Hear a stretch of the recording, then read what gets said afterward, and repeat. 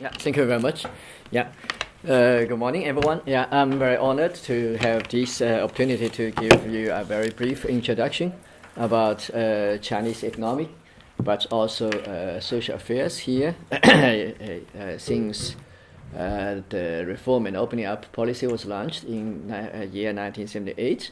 So actually, my presentation was divided into these four parts. Before my introduction, maybe a little bit about the brief introduction of China itself. So here you can see the eastern part, concentrate almost the priority and also the economic importance of mainland China. So here you can see also the economic capacity concentrated here, and also the population as well as GDP. Yeah, and there's some points regarding the natural resources. Although the reserve of many natural resources in China was ranked so large in the world, but if you divided this to the large scale of our capital of our population, so the per capita average share of natural resources was relatively low or limited.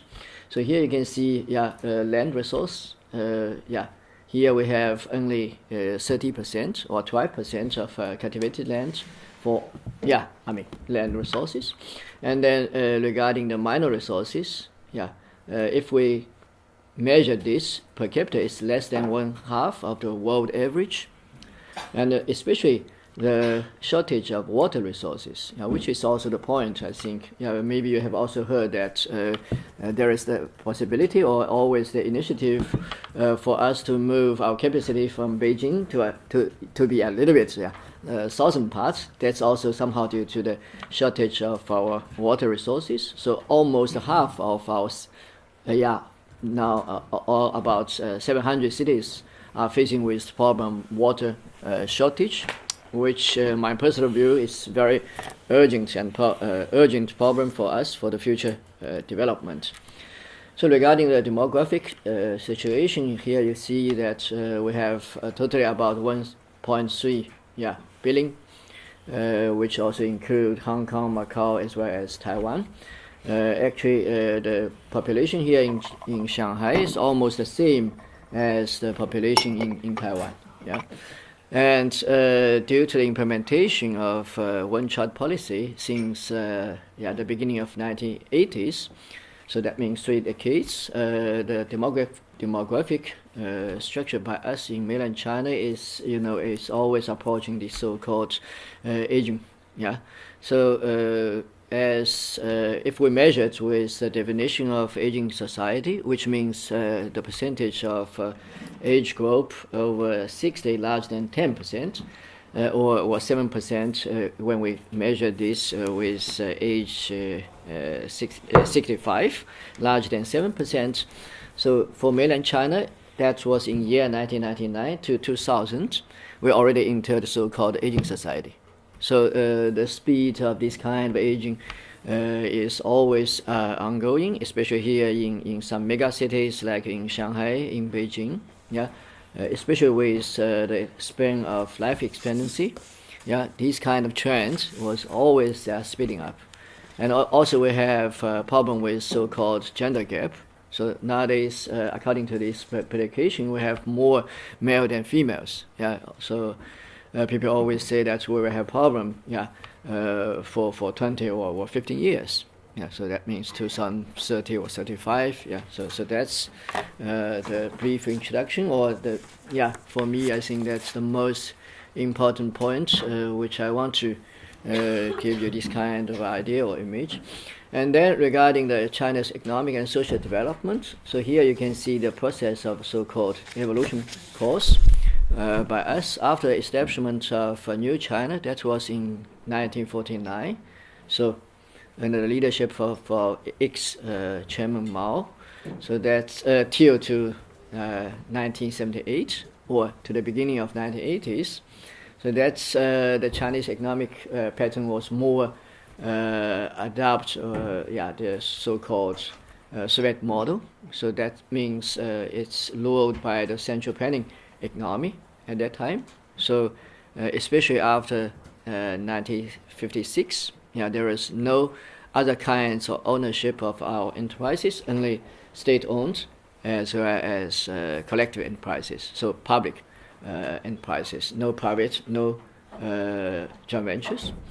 And then since 1978, so I divided this into three stages. The first stage is from 78 to 1992. So actually that's more the market function was bringing to the economic system step by step, or this just beginning, this turning point. And then the second stage was began with year 1992, which was characteristic by the southern tour of Deng Xiaoping, and also the development of Pudong area of Shanghai, and then to 2002.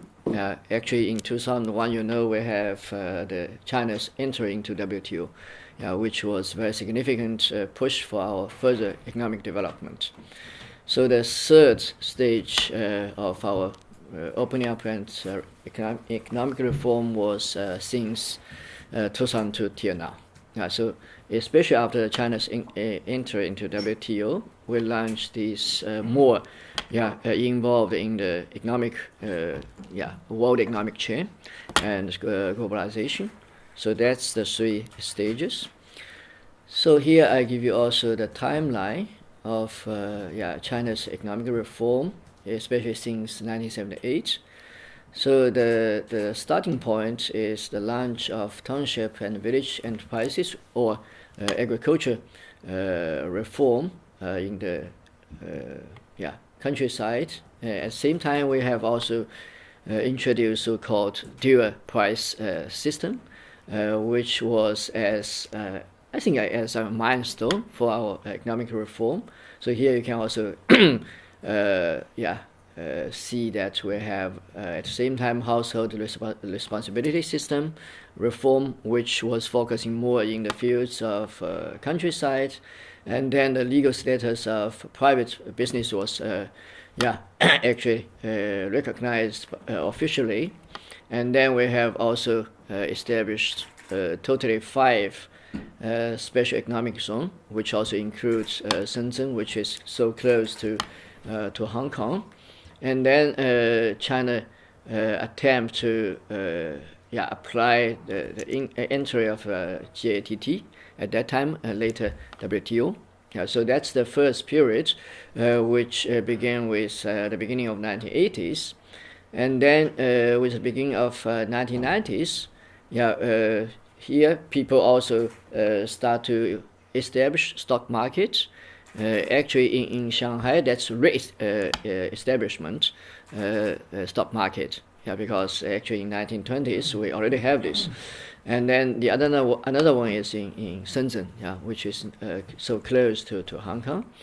And then in 1993 and 1994, a very important thing for us is to launch this SOE reform, which was very important, and also under the leadership of ex-Premier Zhu Rongji, which was quite successful. And together with this, we have also launched budget reform and also central bank and banking system reform. And then the People's Bank of China was appointed as a central bank of our financial system, and then the other commercial banks was allowed to established. And also here you can see we have launched the so-called unified exchange rate regime, which pegged at that time more on US dollars. And then also since then we have launched this private housing market or real estate market since then, because before this every employee together with his relatives was being given the flat or housing or apartment, charge free. So after that, people are asked to purchase this by yourself.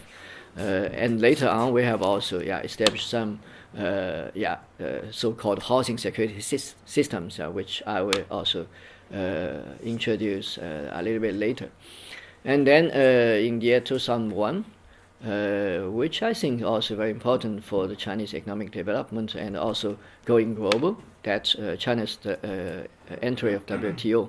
Yeah, because in the first period, 1980s, yeah, people have attract more and more overseas Chinese capital here, and people used to adopt this. And then in 1990s, also more and more real foreign direct investment from US, from Japan, from European countries landed here in mainland China, and then it's helped us because it's provided also overlapping effects. Yeah, and so then it's increased quite the potential of manufacturing sector here in mainland China. And then with China's entry into WTO, we have also more access to the world economy, and which also build up the economic booming based on this. And then I think in 2013, which is also very significant for me, is the establishment of Shanghai Free Trade Zone, which could be regarded as a further attempt to opening up and also deepening the economic reform here in mainland China. So that's a little bit about the reform timeline since the end of 1970s and the beginning of 1980s. Excuse me, when did you say the Shanghai Free Trade Zone was established? Actually, that's last September. Okay. Yeah, so almost one year. Yeah. After 3 decades rapid economic growth with 2-digit growth rate annually, here we can have this comparison. So nowadays Chinese economy is so-called second biggest economy in the world compared to 30 years before. It's only I think less than 2% of the world share. If we measure it with world GDP, so now it's almost 12%. So, and then the average annual growth rate of these 3 decades is about 10%. So, based on my observation, I have this conclusion that behind this rapid economic growth, we have 4 significant changes, which is more so-called market mechanism oriented switch. That means the Chinese economy switch more from central planning economy to the market oriented economy. So the evidence for this, which I can also list it here, is if you measured the total amount of our enterprises. So 3 decades before, it's almost 80% of this total amount of enterprises are so-called public owned, but nowadays it's just opposite. So that means nowadays if you measure it with a total amount of enterprises, it's less than 90%. But if you measure it with value added, so it's public sector still owns large scale of the percentage. It's almost 50. So almost with 140 or 130 giants. That is very mega state-owned enterprises. And then second, Chinese economy was involved more into the world economy. So here I also give the figures. You can compare also with the share of Chinese exports, the FDI, which absorbed by mainland China, and also the foreign reserve. So nowadays the foreign reserve by us is almost $3.9 trillion US dollars. That is the number one in the world. And also if you measure with the trade of goods, it's almost the second or the first in the world. So it's more involved into the world economic chain, and also if you compare this with 30 years before, it's almost an isolated economy, but nowadays it's more more open to outside world. And third significant changes is the so-called speeding up process of urbanization, because in 1978 the population in urban area is less than 80%. But nowadays it already exceeds 53 or 54. So the annual growth rate of this urbanization process is 1% or even larger than 1%. Yeah, especially with recent years, when the new leadership emphasized quite so-called speeding up the process of urbanization. Yeah, so the speed of urbanization by us here in China was always speed up. And then during these 3 decades, we almost fulfilled the task of industrialization. So here you can also compare with the employment and also the value added of these 3 sectors. So it's almost switched from agricultural land to a manufacturing land. Yeah. So in last year, and that's the first time that the tertiary sector was exceeds than manufacturing. Yeah. So in GDP creation, it's almost 46%. Yeah. So in this area, I think Shanghai or Shanghai, Guangzhou, the mega cities around its coastline has always a very attractive role and also a leading role here. Yeah. And then based on this very significant rapid economic growth, the well-being of normal people will also speed up. So here I just listed some of these figures, so that you can have some image about this. So, for example, maybe we can have a look at this per capita income. Yeah. So for statistic by us, we divided this into 2 parts for rural and for urban. So for urban residents, the disposable income of urban residents increased almost 9 times. Yeah, during these 3 decades, and net income of rural residents almost 8 times. Which means it's also help us to promote the increase of well-being or the living standards of people here, and which we can also demonstrate with Engel coefficient. Yeah, so which means the less the proportion of income spent on basic needs like food, the better the level of living standards we have. So here you can also see that the drop of this kind of Engel coefficient, both in the fields of urban area as well as in the fields of rural area. And also we have the lifespan of life expectancy at the average. So from almost 68 years old in year 1981 to almost 74 years old year 2011. So it's quite a job here. And also in some mega cities here like Shanghai, it's almost approach 80 years old. So it's almost reach the standard of highly developed economy. And also people here launched so-called compulsory 9-year education system, which also means also for the kids of countryside, they have also these rights and also obligation to go to school. Normally go to school to high school junior level. And then that's the increase of college graduates. Yeah. So since 2001, here in mainland China, we enlarge the total amount of recruitment of our students.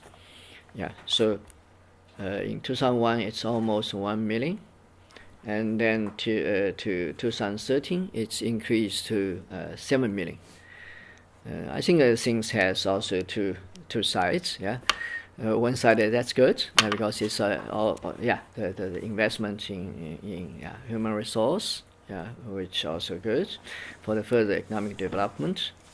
But in another side, it's also a build up the challenge or pressure for our labor market. Yeah. So for our labor market, two very tough pressure. One is from the always enlarged number of our college graduates. Yeah, because as college graduates, they have also more or higher requirement for their jobs.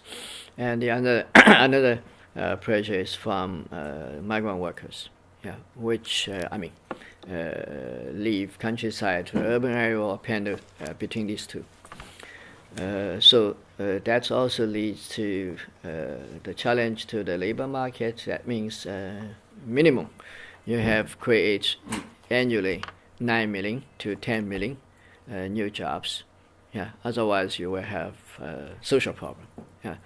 I think that's also why the new leadership has always say we should give the guarantee for the limited economic growth with at least 7 or more than 7%. And then this increase of our healthcare expenditure, which is also very significant, especially since this century. Yeah. So the cabinet, the last cabinet and also this cabinet for concentrate quite a lot of their importance in these fields. Yeah, healthcare, and then middle class. I think also Mr. Liang has already introduced this. Yeah, so I don't think that's we have the very precise figures to describe the middle class, but people say it's about 30% or but it's quite clear that that's the trend. Yeah, so with rapid economic growth. Yeah, please. I'm curious about the growth into the upper class sector. How many people make the jump from middle class to upper class? Has that gone up as well? It depends. So actually, we do not have this kind of very clear definition. Yeah, so it's just application about this. Yeah, so I think it's I cannot provide a very precise figures. That's the problem also for economists. Yeah, so people only can say, we can predicate, Are these projections Chinese projections, or no, these come from the outside? Okay. Yeah, because actually officially we do not have this definition and also do not have this kind of figures. So that's also a problem for us. Yeah, people always say the scale of middle class in China, especially in mainland China, increase. Yeah, but we do not have exact figures. Yeah. So then maybe something about our social security system. Yeah. So that's the traditional social security system, which means the old system, which adopts the economic pattern of central planning economy. So after 1950s, so people have established two schemes for the urban employees. One is so-called government insurance scheme, which focuses on those employees working in the non-profit institutions, schools, government departments, or this kind of so-called unit. And then the another scheme is so-called labor insurance scheme, focusing on urban employees working in the enterprises, together with their family members. So at that time, it's only Social Security covered less than 20% of the total population. Because at that time, the population in urban area less than 18%. Yeah, so that's only focus on this. So, which means the almost 80% of our total population are not under the coverage. Yeah, the argument for this, which is still valid, is that we provide a small piece of land if you are residents with Lulu ID. Yeah, so people say that's also give the guarantee for your social security. So that's more based on household. Yeah, so that's also why people from countryside, they want more kids, especially male. Yeah, so please. Any questions? No. Yeah. I have a question. Yeah, please. Christopher Kirkpatrick from the Detroit Free Press. Yeah. You mentioned 9 to 10 million new jobs. Yeah. Is that annually?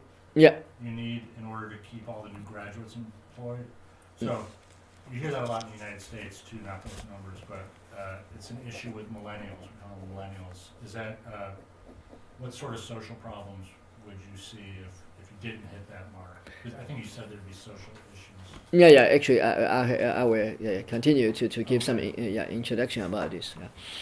So this one was only adapted to the central planning economy. So at that time, only focus on the urban employee. At that time, there is only two kinds of ownership of enterprises: state-owned and collective. So actually, the guarantee is from government. So there is no bankruptcy at that time.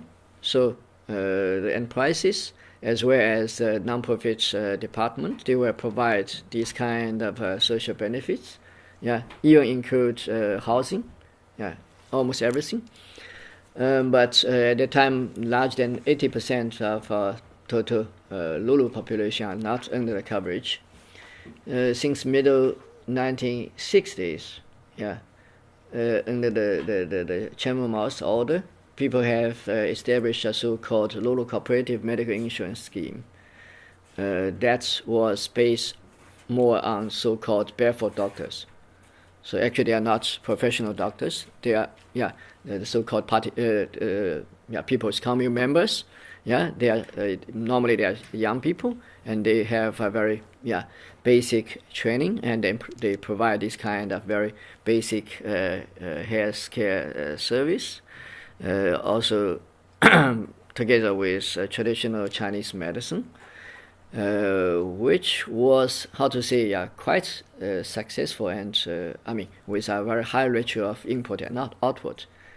And that's also why WHO has recommended the Chinese case to the other developing countries in 1970s. Because at that time we used 3% of total world health care resources, provide a very basic guarantee for health care to almost 22% of our total population. So the high efficiency at that time. I do not say that's a good thing at that time. And then we have this new framework of social security system. Actually, after the launch of economic reform, the reform for the central planning economy, then we have more and more problems occurs from this switch. And then people have to change the social security system. So that's the framework of our social security system nowadays. The core of this is social insurance, which based on these 5 schemes: old age, medical, unemployment, work-related injuries, and maternities. But we do not have this long-term care insurance scheme. And then we have this social welfare, which which is more focusing on those create old age homes or children's welfare homes, or provide benefits for senior person with age 65 or 70s. It depends more on the regions and also with its physical capacity. And then we have also special care and also placement. So special care, that's for those who sacrifice or who made significant contributions for society and together with their relatives.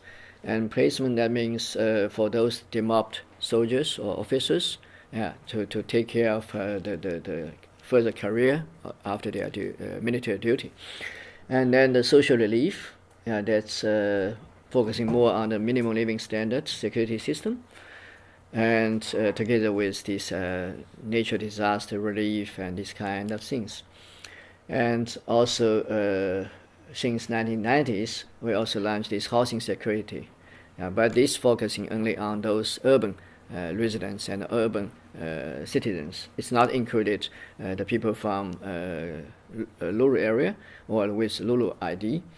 And actually this kind of a social security system is a dual system. So that means it's separate into 2 parts: a scheme only for those urban employees and urban residents. So actually, we also divided the urban needs into two parts. So urban employees, they have regular income, so they pay for more, and they also get better social benefits. And then for those urban residents, that means they are people with urban ID, but without jobs. So they normally pay also less, but they also get less. Yeah, and then we have this social security scheme for Lulu area or for people with Lulu ID. Yeah, so it also includes pension, medical insurance, and together with minimum living standard security systems. So for the group, like migrant workers, they have free choice. Yeah, they can choose either the scheme, which they pen out, the Lulu scheme, or they can choose the scheme for urban residents. Yeah, but it depends also on the fiscal capacity of regions. It's not nationwide unified. Yeah, for example, here in Shanghai, since 2002, we launched a complex package for migrant workers. So the employer for these migrant workers are forced to pay contribution. With this money, the municipal government of Shanghai appointed a commercial insurance company. And then with this money, people can purchase or ask to purchase insurance policy, which also includes pension partly, and also medical insurance together with work-related insurance. With this, the migrant workers can get a reimbursement, whenever they go. So that's the case of Shanghai. But in Beijing, they have another case. So it's different from place to place. Yeah. So that's the process of this ongoing reform of our social security. And that's maybe a little bit complicated of this funding or financing system of the pension system for urban employees. So actually before the switch, the funding system of Chinese social security is pay-as-you-go. So that means based more on the generation contract. The young generation pay always for the older generation. Yeah. And then after the switch, we have launched this mixture form. So it's based more on the Bismarck model of Germany. So that means employer together with employee have to pay social contribution. And we also observed experience from Singapore with this individual saving account, which can have some effect against the aging population. So here you can see the employer together with employee pay social contribution, partly flow to this social pooling fund, which till now is still pooled at the provincial level. So which means it's not nationwide unified. So differ from province to province. And then with this individual saving account, so that means people should accumulate money, month by month, year by year for yourselves. So the first part, which have more the effect of a revision. The second is more demonstrate so-called self-responsibility. And as basic benefits, you can see it's also divided into two parts. The first part is equal for all the insured person, but second part is differ based on the accumulation during your career. And then here the second part of this is the so-called pension arrangement for the urban residents. So it's a little bit less than the level of benefits than the scheme for urban employees. So that's the arrangement for our medical insurance. It's a little bit complicated, especially by the benefit side. So it's divided into three stages. The first stage is deductible, so you yourself have to pay. You can also withdraw money, which you accumulate in your individual saving account to pay the medical expense which occurred from outpatient, and then you enter the second page or second stage, which is co-pay or co-insurance. Yeah, which means the social insurance will also pay partly for you. It depends also on the age. The older, the less you yourself have to pay. So in my case, 50-50. And then we have cap or ceiling. Yeah, that's nowadays almost 6 times of average annual salary of the place which this pooling fund was put. And then that's the coverage rate. Yeah, actually it's a little bit larger than before. Yeah, especially if we have a look at the coverage rate of pension as well as medical insurance. Yeah, it's quite improved. Yeah, with time. Then about this anti-poverty. So actually, I think that's the most biggest achievement we have had after 3 decades rapid economic development. Yeah.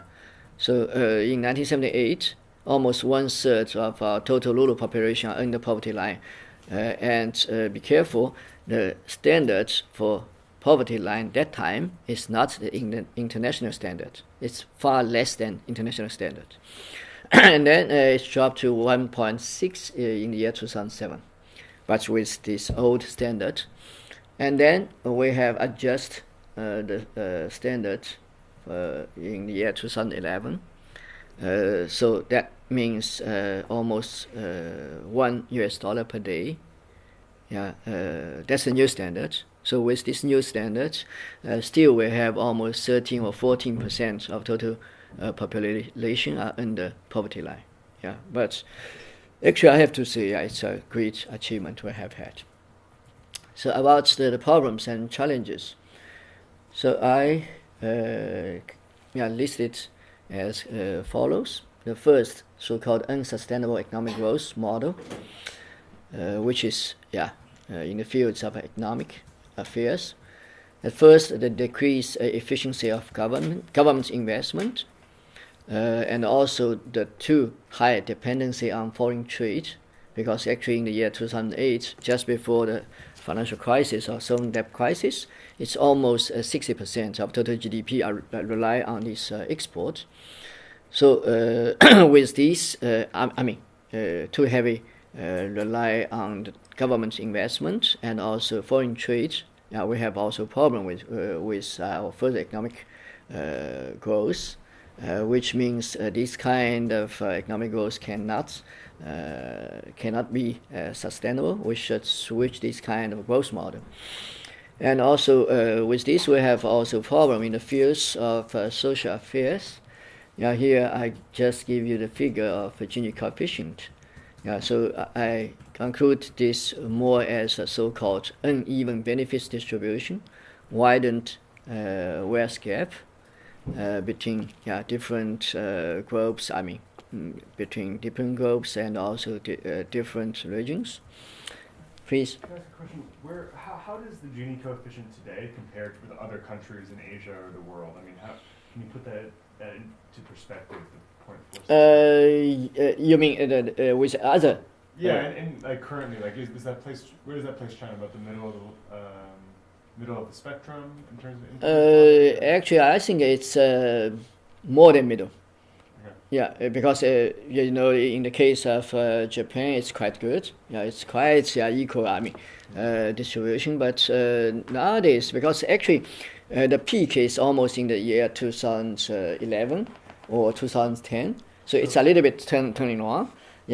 Just a little bit slow down with this, but it's always approach this 0.5. That's the red line for us. Yeah.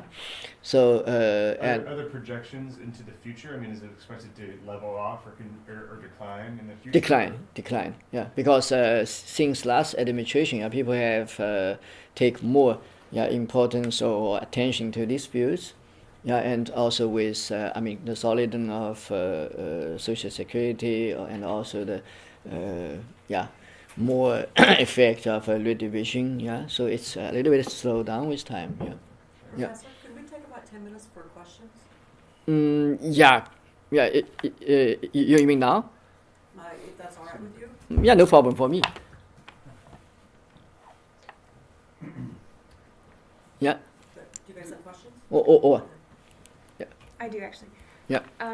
So it seems amazing to me that this city of 24 million just is this huge number, and it seems like there's a lot of development booming around the year 2000 as it's entering the perfecting stage, I think. Yep. You said, has it been a rocky process, or has it been pretty smooth in terms of getting services to all these residents and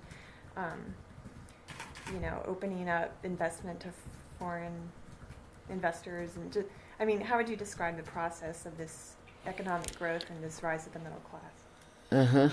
Yeah, I think it depends because actually we have already reached the stage, after the 3 decades of rapid economic growth.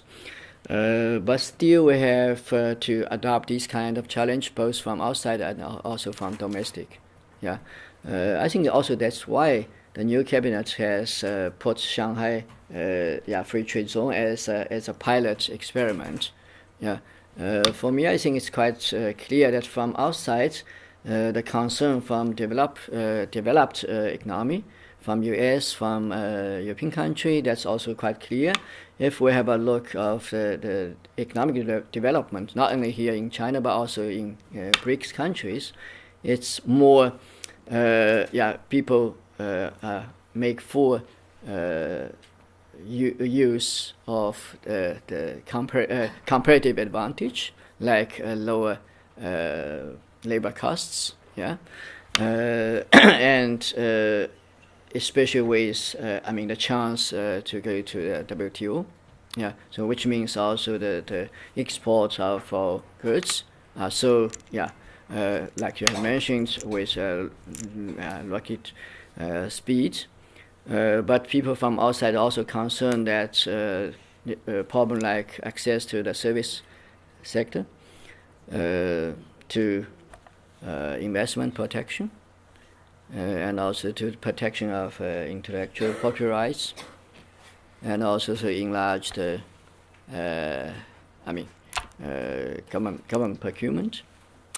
So with TTIP and also with TPP, because actually nowadays we have both with US and also with European countries with this negotiation of BIT, Bilateral Investment Treaty. So which also means that the request from outside that you should more open to the outside, to give more free access to the service sector, and also this kind of pressure. But if we have a look at the developing level here in mainland China, it's still at the stage of manufacturing. So still have a big gap for us to adopt this kind of challenge, because people here, especially among the economics, people always say the so-called middle income trap. So how to step out from this middle income trap is quite a tough challenge for us.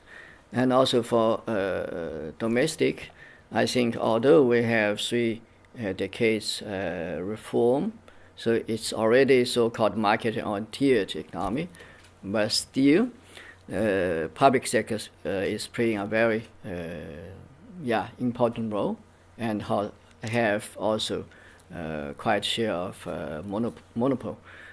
So that also means that we should give more space to the private investors, and also that's why people say that we should let the market mechanism a so-called decisive role. So which means people were focusing more on the direction of mixed economy. So that means public together with private, which could also provide more dynamic for our further economic development. And also based on this rapid economic growth, like I've described, always enlarged, the uneven distribution was a problem, not only a problem for economic purpose, because you need demand, so that you can have more dynamic for the further development. which people also here say that maybe with urbanization, it provides at least next 15 or 20 years dynamic, because the average urbanization rate for developing countries is 75.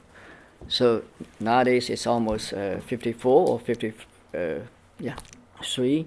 So with annual growth rate 1%, it still have 15 years to go.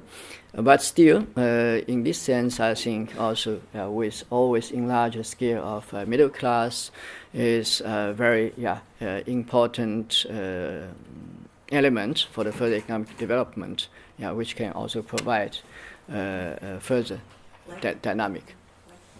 I was just interested in that timeline of the 3 decades of reforms, and I was curious what reforms, what specific reforms do you see happening now, in the perfection stage, and which ones will you see maybe being needed or happening in the future to allow for continued growth? Yeah. So I think so nowadays it's quite clear for new cabinet. They do not want to use the methods which we already used. I mean the policy, with government investment in the infrastructure, with high-speed train, these kind of things, So this cabinet focusing more into the deepening, the structure reform. So if we have the guarantee for the limited or the minimum, economic growth. We will put this aside and focusing more on deepening the economic structural reform. So which means that you will also give them free mobility of, production factors. So that's also why people also set free of the lending interest rate, and even have attempt to let the purchase of circulation of lands. So even to set free of management of exchange rate. So all these are more give its importance or priority more to give space to or free hand to the economy, especially for the private economy, which I think that's quite good in this field. Here, I think people take speeding up of the urbanization process more as a way out for the further economic development. Although the growth rate nowadays is not so high, compared to the previous years, because it's dropped almost to 7 or 7.5%, I still do not have too much worry about this. Because actually, compared to the previous policy, you do not have implement the fiscal policy or give more investment, government investment, because actually, if you want, you can. But people do not want to use this because it's provide also quite a lot of negative sides. Okay, last question, guys. Professor, you mentioned more people think that there should be more private enterprise. I think is essentially what you said, and that it's a more efficient use of investment. Is that generally accepted, or is there an ongoing tension between the old government-sponsored investment and private enterprise or private investment? Actually, it's I think that's almost a common sense. From the investors or from business people, that's almost no problem. Because they appear this for quite long years. And for central government also, I think there is no problem. But at provincial level, it depends. I think. For the province which concentrate in this coastal area, no problem. Because people already aware that's the way out. So for me, I think that's. We are already on the right track, so we just need time, because actually you have always facing with resistance of the interest groups, and which sometimes also from the bureaucracy, because you should press them to give more space, to give more their power to the market or to these private enterprises, which is not so easy. If you have a look of this process of experiment here in Shanghai Free Trade Zone, that's the case. Yeah. Thank you, Professor. Thank you. Yeah. Yeah.